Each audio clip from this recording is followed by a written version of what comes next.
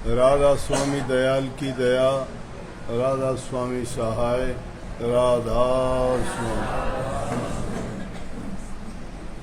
प्यारे सत्संगी भाइयों बहनों, सत्संग का लाभ सिर्फ सुनने मात्र से काम नहीं चल जाता। सत्संग के नियमों को जानना भी बहुत जरूरी है। सत्संग की जब शुरुआत हो जाती है, वाणी वचन या उपदेश चल रहा होता है और आप किसी कारणवश लेट आते हो, तो पहला नियम सत्संग का होना चाहिए कि दबे पांव से चुपके से सबसे पीछे जाके बैठ सके, ताकि दूसरे सत्संगियों का आपकी तरफ ध्यान ना जाए। अगर आप चलते हुए कोई आवाज करते हो, खांसते हो या बोलते हो या आप राधा स्वामी बोलते हो, तो सबका ध्यान आपकी तरफ जाएगा और सत्संग करने वाले का ध्यान भी बट जाएगा।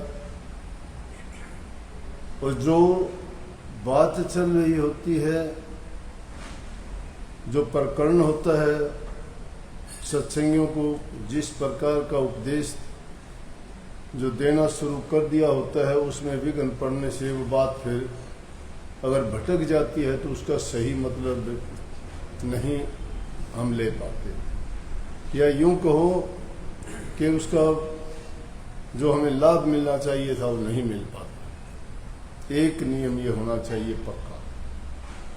दूसरा नियम, सत्संग में बैठ के आदमी को अपनी दृष्टि अपने सतगुरु के चेहरे पे, कान उनके वचनों पे और हृदय के दरवाजे खोल के उनको एकाग्रचित होके सुनना चाहिए।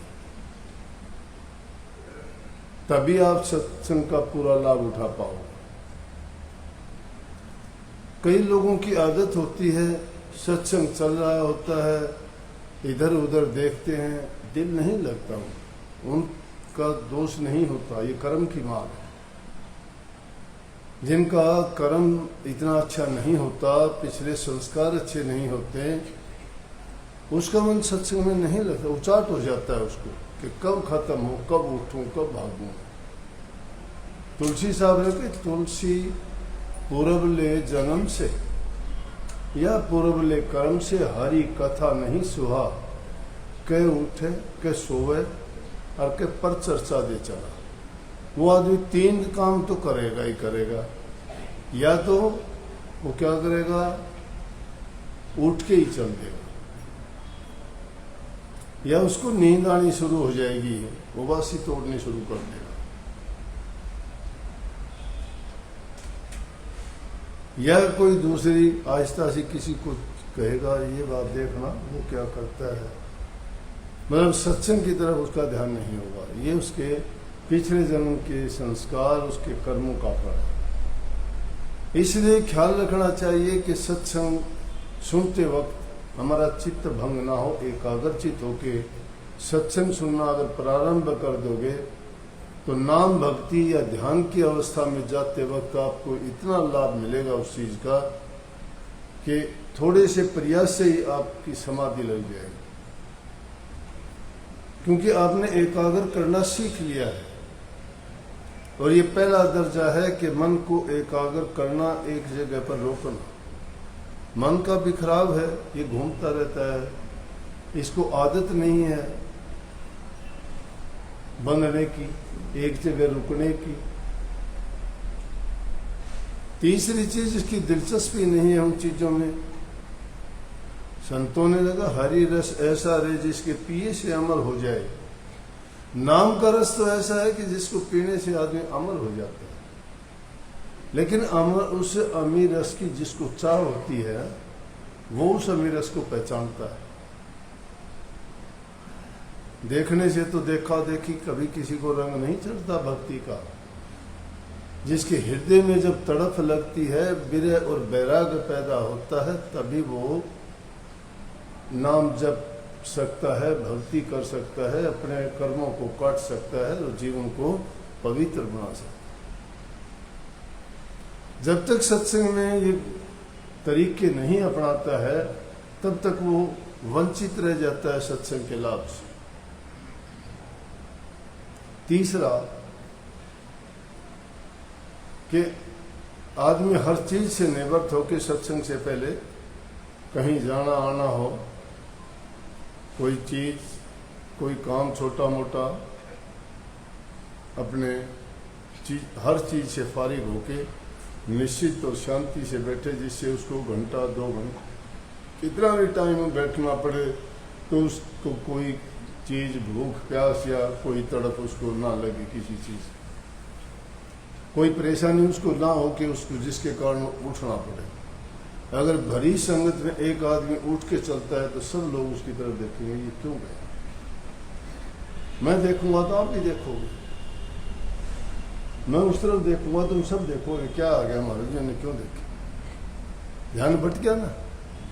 फिर मैं तुम्हारी तरफ देखूंगा, मेरा भी बट जाएगा। उसने तो एक ने किया था, लेकिन जितने लोग थे सबका ध्यान भंग कर दिया उसने। चौथा नियम, कभी भी अफसर के तो अगाड़ी नहीं बैठना चाहिए और संत के पिछाड़ी नहीं बैठना चाहिए। संत की पीठ के पीछे बैठता है उस आदमी में यूं समझ लो कमी है, छिपके बैठता है। सन्मुख सेल सहने चाहिए। जो गुरु के वचन सीधे लगते हैं वो हमारे हृदय को में लगने चाहिए। संतों ने कहा दीदे से दीदा मिला के वचन का ग्रास करना है, उनको सुनना चाहिए।